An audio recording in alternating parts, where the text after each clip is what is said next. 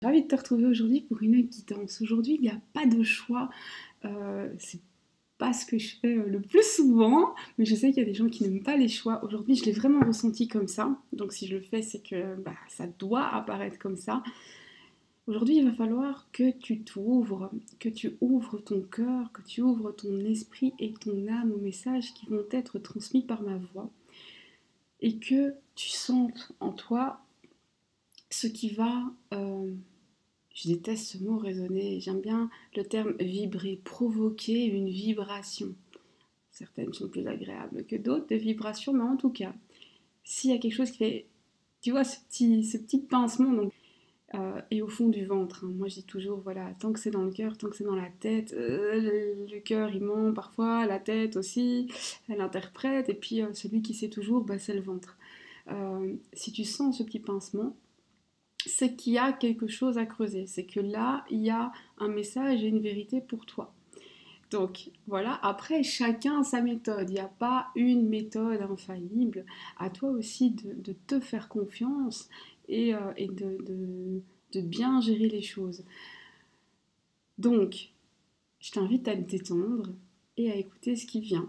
On va prendre le message avec l'oracle de l'amour inconditionnel, et ensuite on posera les questions en complément, parce que je le fais toujours, tout le monde commence à bien me connaître avec cet oracle qu'on m'a offert et que je me rappelle plus du nom, je dois vérifier, mais je le mettrai en barre de description. Voilà.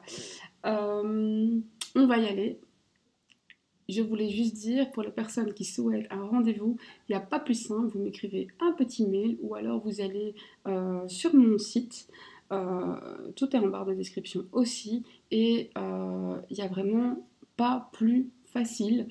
Il me reste encore 2 places cette semaine et j'ai aussi une personne qui a déplacé son rendez-vous. Donc j'ai une place ce week-end aussi en journée, le samedi, à 15h ou à 16h, je ne sais plus.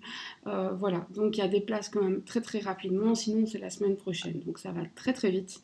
Et on y va.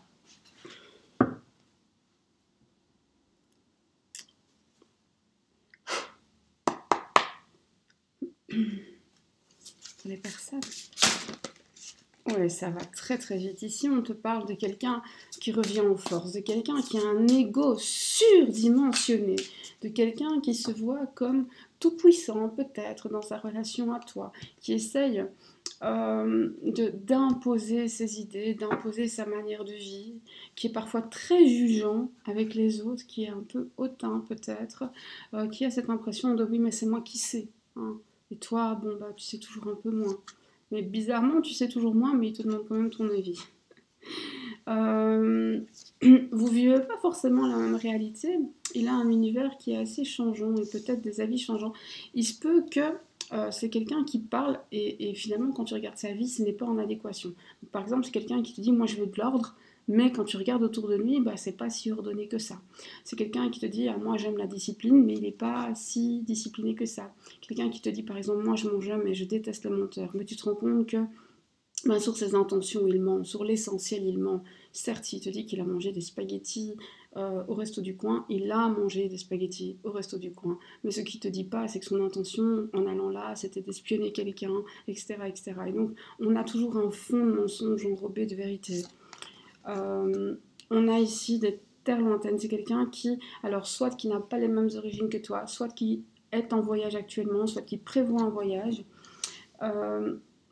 Et on a quelqu'un qui, lorsque tu l'as rencontré, a réussi à dire les mots qui ont retenu ton attention, qui a réussi à te faire rêver, qui a réussi à te faire croire qu'il te comprenait, qu'il était connecté, et même qu'il avait les mêmes attentes et les mêmes valeurs que toi, que de votre rien, parce que vous veniez de vous rencontrer, allait naître un tout, et un tout que tu attendais depuis longtemps. Or, on a ici un manipulateur.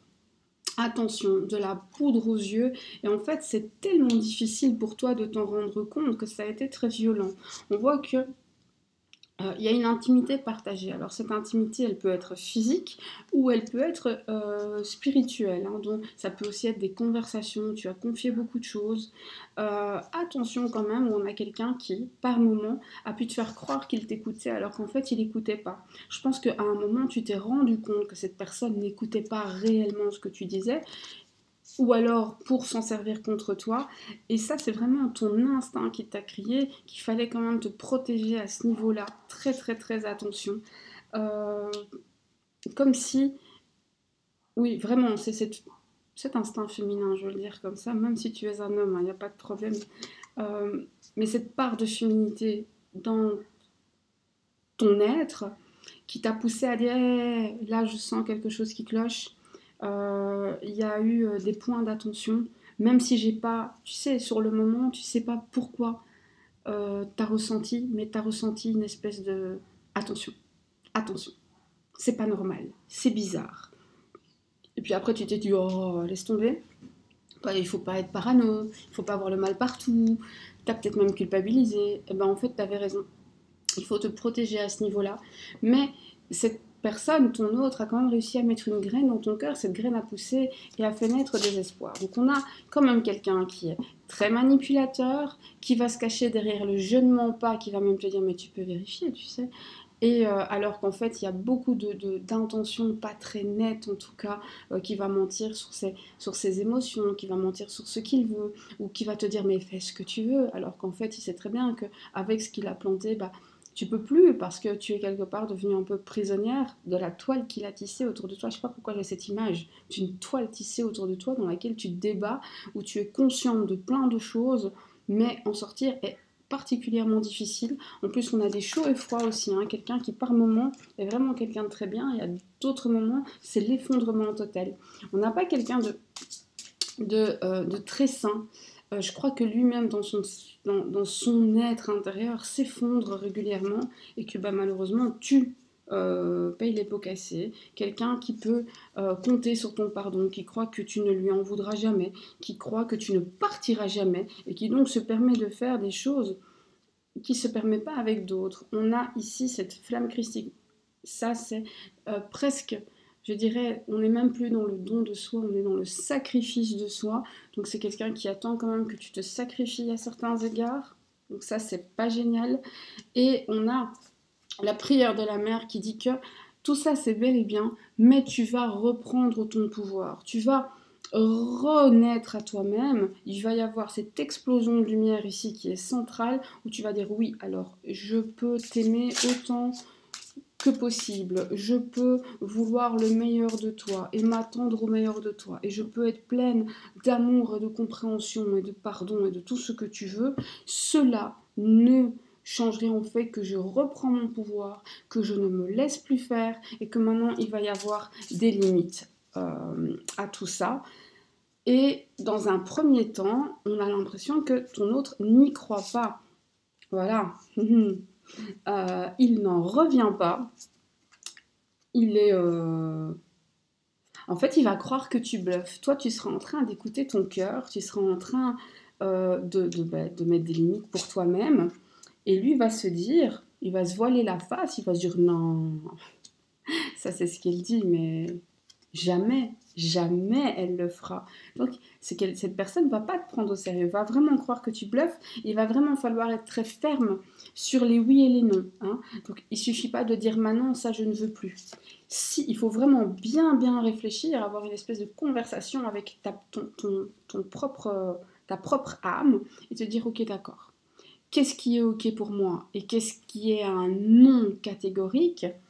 Et l'idée, c'est pas d'aller chez la personne dire, j'invente, hein, mais l'idée n'est pas d'aller chez la personne dire, tu ne peux plus prendre mes frites. Ça ne sert à rien, c'est jamais porteur. C'est d'attendre le moment où la personne va le faire, de dire, écoute, c'est la dernière fois que tu le fais. Si tu le refais, il y aura des conséquences. Et si la personne le refait, de vraiment appliquer les conséquences. Donc si tu as dit, si tu le refais, eh bien, je ne te téléphone plus, c'est de réellement tenir ce que tu as dit. C'est pour ça qu'il faut faire très attention de ne pas menacer de quelque chose que tu ne feras pas. Sinon, bah, effectivement, il a raison de dire que tu bluffes et que tu n'es pas crédible. Or, il faut absolument être crédible si tu veux que ça soit porteur. Alors, je vais quand même poser des questions parce que le message, il est puissant, mais moi, maintenant, je veux savoir plein de choses, hein, évidemment. Alors, la première chose que je voudrais savoir, c'est comment cette personne te perçoit. Quelle est l'image que cette personne a de toi? pour voir si elle a une image réelle ou pas. De quelqu'un qui donne trop. Il voit quelqu'un qui peut s'user pour les autres. De quelqu'un qui aime bien récupérer les erreurs des autres. Donc quand quelqu'un fait une erreur, tu as vite tendance à dire ok, je vais réparer ça. Je vais t'aider. Tu peux parfois corriger les erreurs des autres et corriger les personnes. Et tu peux, selon cette personne, avoir une grande sensibilité à ce qu'on te dit, mais en même temps, une grande capacité à le tolérer. Donc, quand on t'offense, tu le ressens puissance 1000, mais pourtant, bizarrement, tu encaisses. Et, ou alors, tu as la capacité d'offenser, c'est-à-dire que tu pourrais être très piquante, quelqu'un de sexy, de plaisant. Alors, ça ne veut pas dire que tu es, je sais pas moi, je pense à aucune actrice en particulier, mais c'est vraiment l'idée que à ses yeux, tu es quelqu'un de plaisant, d'accord. Quelqu'un de calme, quelqu'un qui a le sens de la famille, quelqu'un qui a une parole fiable, quelqu'un de vraiment oui de fiable, quelqu'un de capable de faire des efforts incroyables pour les gens qu'elle aime et pour arriver à ses fins, quelqu'un de fragile parfois, et quelqu'un de très doux. C'est ça l'image qu'il ou elle a de toi. Quels sont les sentiments de cette personne pour toi? Quels sont ses sentiments à ton égard? Qu'est-ce qu'il ou elle ressent? À certains moments, il a du mal à te percevoir. À certains moments, il a du mal à jauger. Il a parfois l'impression aussi que tu es endormi, mais que tu pourrais exploser. Je les mets toutes à l'endroit parce qu'elles n'ont qu'un sens. Hein. De quelqu'un qui prend parfois des risques pour les autres. De quelqu'un avec beaucoup d'intuition. Et tu vois comme quelqu'un avec beaucoup d'intuition. Est-ce qu'il t'aime? Est-ce qu'il ou elle t'aime? Oui. Il ou elle a l'impression, elle est jolie cette carte, il ou elle a l'impression que entre vous c'est inévitable, inéluctable, c'est le karma, on ne peut pas s'en aller. Celle-là aussi elle est jolie. C'est un oracle un peu particulier qui a l'air d'avoir comme ça été dessiné par un enfant à la main et qui est assez puissant et assez particulier. Je l'utilise peu, mais je l'aime beaucoup. Je l'aime beaucoup parce qu'il est parfaitement imparfait. Ou imparfaitement parfait, je ne sais pas encore. Euh...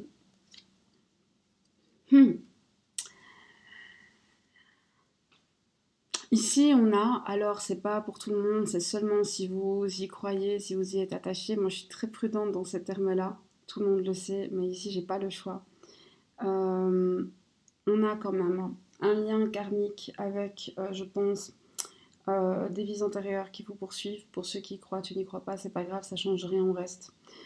Et avec ce dragon là qui nous lance des flammes de partout, on a cette idée d'une flamme qui brûlerait entre vous et qu'il faut entretenir sous peine. Alors, entretenir, ça veut dire quoi? Ça veut dire faire en sorte qu'elle reste pareille. Si on ne l'entretient pas, elle peut s'éteindre, et alors après on a froid, on est tout seul, on est malheureux, c'est la panique, et on n'a plus rien pour se réchauffer ni se protéger. Mais on peut aussi l'attiser de trop, elle est trop forte, et on se brûle terriblement. L'entretien, c'est dans les deux sens, hein. Sinon on brûle tout sur son passage, il reste que des cendres, ça aussi ça fait très mal. Donc ce qu'il ressent pour toi, c'est vraiment ça. Et il ne le maîtrise pas. Attention.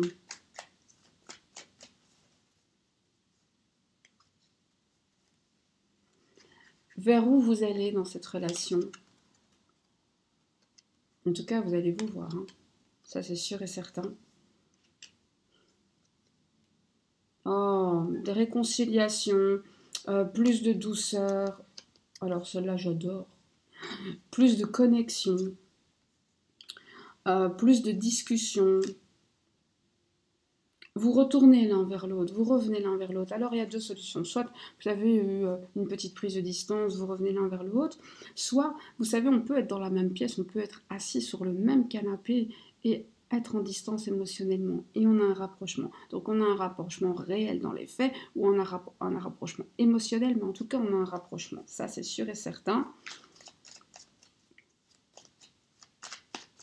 Est-ce que cette personne a du respect pour toi? Cette personne, en tout cas, sait qu'elle doit revoir sa manière d'agir avec toi. Sait qu'elle n'a pas été correcte. On a eu ce côté un peu manipulateur, là, que j'aime pas. Et je voudrais savoir, est-ce que cette personne te manipule consciemment ou est-ce que c'est inconscient? Ouais, c'est très conscient. Hein. J'ai demandé pour la manipulation et c'est ça qui est sorti. C'est une narcisse. Est-ce que j'ai besoin de parler plus? Non, non Lily, tu n'as pas besoin de parler plus. Le message part pour lui. Et voilà, donc on a clairement quelqu'un qui est sur ce spectre. Alors on n'a pas quelque chose de vraiment pervers, etc. Mais on a quelqu'un en tout cas qui te manipule toujours pour flatter son petit ego. Hein. Donc il faut le remettre un petit peu gentiment à sa place. Et c'est parce qu'il a un ego surdimensionné qu'il ne te prend pas au sérieux quand tu dis stop. Donc là aussi, il va falloir lui enseigner que stop, c'est stop et qu'on rigole pas ici. Hein. On est des gens sérieux. C'est quelqu'un qui a la tchatch. Il sait parler, il sait t'endormir. Ou alors juste il parle tellement qu'il te fatigue. Toi, tout ce que tu veux, c'est l'harmonie, c'est retrouver le calme. Et donc, tu peux lui dire ok. Tout simplement parce que tu es fatigué, tu as juste envie d'aller dormir ou de retourner dans ta vie. Et tu dis ok, ça va, d'accord. Tu as tout raison. Et tu pars en sachant que c'est pas le cas, mais c'est pas grave. Ok. Alors, je voudrais 2 cartes. Une, qu'est-ce qui se passe si tu continues la relation? Parce que tu as toujours le choix. Si tu continues, c'est magnifique. Si tu continues, eh bien la relation effectivement se poursuit. Vous allez vivre beaucoup de choses, vous allez développer. Je pense même que vous allez peut-être développer des choses au niveau de vos énergies, vous allez être plus brillant, vous allez vous découvrir aussi des dons. Alors je sais pas, un don artistique, un don pour les mathématiques, un don pour les sciences, un don pour la poterie, un don pour... C'est pas toujours des dons extrasensoriels, hein, mais il y a cette idée-là. Et la deuxième carte, c'est qu'est-ce qui se passe si tu t'en vas? Mais si tu t'en vas, tout simplement, c'est la fin de tout. Il n'y a pas de drame. Il n'y a pas de drame, mais il faut que tu saches que le jour où tu diras stop, ce sera un stop définitif. Ça ne veut pas dire qu'il n'y aura pas de tentative de cette personne de revenir vers toi, mais ça veut dire qu'à partir du moment où toi tu mets dans ta tête que c'est stop, eh ben, l'univers l'enregistre et en fait, il n'y aura plus jamais de retour en arrière. Donc il faudra prendre cette décision quand tu seras vraiment prête, quand tu seras vraiment en accord avec toi-même et avec le fait de dire stop. Il ne faut pas le faire à la légère et je pense que ce n'est pas le moment maintenant. Là, on te dit plutôt, eh bien, non, fais valoir ton opinion, montre à cette personne que tu ne bluffes pas. Se faire respecter, ce n'est pas dire respecte-moi. Quand on crie aux gens respecte-moi, ça ne sert à rien du tout. Se faire respecter, c'est dire, voilà, je ne vais pas t'éduquer, tu n'es pas un enfant, mais... je donne un exemple, la personne débarque chez toi à 22h ou 23h alors que ça fait 5 jours que vous êtes en no contact. Évidemment, surtout si tu es une femme, mais même si tu es un homme, bah, le premier réflexe est de dire je laisse entrer cette personne parce qu'on va enfin avoir cette conversation et je vais avoir des explications. Mais se faire respecter, c'est dire non. Si tu n'as pas pu me donner de nouvelles depuis tout ce temps, et à moins que tu aies été dans le coma ou en prison pendant ces jours-là, tu reviendras à un moment. Avec cette idée de, eh bien, si tu ne reviens pas, c'est ton choix. Mais il y a des choses qui ne se font pas. Et je ne parle pas de la personne qui vient alors que vous êtes en contact, que tout est normal, que c'est normal qu'elle vienne, hein, et que, voilà, vous parlez tous les jours, et puis la personne se dit, ah ben, je vais aller passer la soirée, etc. Et ça, c'est normal.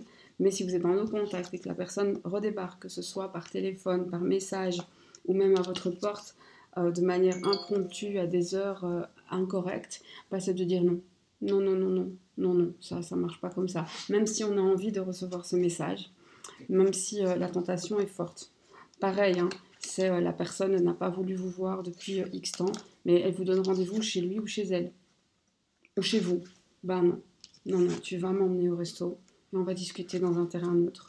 parce que c'est pas comme ça que ça marche. Et voilà. Tu vas me proposer mieux que ça.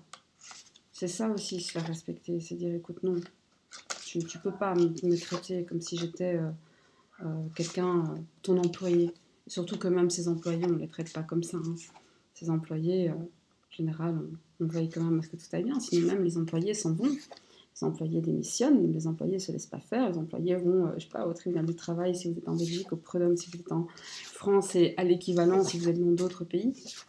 Mais voilà. Et c'est vraiment ça, c'est de dire... crier qu'on doit me respecter ne sert à rien, mais par contre je vais agir de manière à ce que la personne sache que ça, c'est quelque chose qui ne se fait pas. Et si la personne tient à moi, elle va revenir vers moi. Si la personne ne revient pas, c'est qu'il ou elle ne tient pas à moi. Et alors, est-ce que moi, j'ai vraiment envie dans ma vie de quelqu'un qui n'est même pas capable de m'offrir le respect minimum? Et voilà, on en a fini. Je te remercie d'avoir été là, je te remercie de m'avoir écouté, je te remercie de m'avoir invité chez toi, peut-être venu un peu chez moi. Je te dis à très vite pour d'autres guidances. N'hésite pas en commentaire à me faire un retour. C'est vrai que c'est quelque chose que je fais très rarement, d'avoir un message comme ça, unique et très général. Moi, j'aime bien les choix, parce que je pense que la vie est une suite de choix et que ne pas choisir, c'est déjà faire un choix. Mais en tout cas, ce qui est sûr, c'est que tu as fait le choix de cliquer, tu as fait le choix d'écouter. Donc en soi, tu as fait un choix. N'hésite pas à me contacter par mail. C'est toujours un plaisir de vous lire, un plaisir de vous fixer des rendez-vous et d'aller plus loin avec vous, ou juste d'avoir un retour.